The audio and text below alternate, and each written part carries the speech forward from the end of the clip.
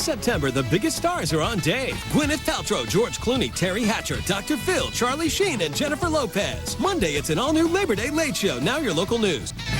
At 80 years old, Chief Justice William Rehnquist loses his battle with cancer. And 1,000 hurricane victims could be on their way to a shelter here in Portland, Oregon. Plus, hear the story of a Portland family that was trapped for days in New Orleans. KOIN News 6 at 11 starts now. Now, for Portland, Southwest Washington, and all of Oregon, this is KOIN News 6 at 11 p.m. News that's to the point. The legal community mourns as Chief Justice William Rehnquist dies of complications from thyroid cancer. A spokesperson says he was in Arlington, Virginia with his 3 children by his side. Thank you for joining us. I'm Eric Taylor, in for Ken Body. And I'm Alexis Del Cid. We'll have more on the passing of Chief Justice Rehnquist a bit later. But first, the latest on Hurricane Katrina. 1,000 hurricane victims may soon be headed to Portland, Oregon. Red Cross volunteers have been getting ready in southeast Portland most of the day. KOIN News 6 reporter Cor Harlan is here now with the story. Cor.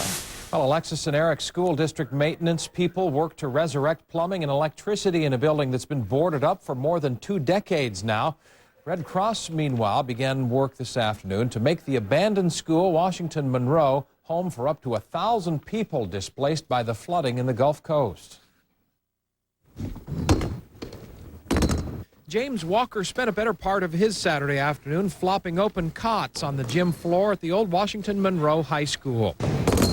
This was probably not James' original plan for Saturday, but he says he's happy to help people who could use it quite a bit. It makes me feel pretty good, actually, knowing I can help someone else that's in a situation that's not very good right now. Maybe we want to save those ones that need to be assembled, because we'll put those up in the classrooms later on. Sounds good.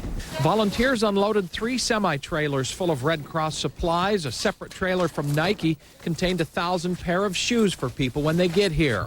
People living near the school seem anxious to see who's coming. Well, I think there's a bunch of people, people I've talked to in the neighborhood so far, they kind of feel like they don't know what to do to help. GT says he and his neighbors will likely make an effort to extend a stranger's hand in friendship to people who've been Mother Nature's enemy recently. Red Cross isn't sure exactly when flood victims might come to Portland, but the fact Portland has been chosen to host flood victims is a big deal. Not only significant for these people who have gone through so much, but it's very significant for Oregon to have a national disaster relief operation happen here in a non-disaster environment. It'll be a long way from home, a long way from the flood, the heat, and the humidity. But Portland Red Cross volunteers will try and make it as much like the real home as possible.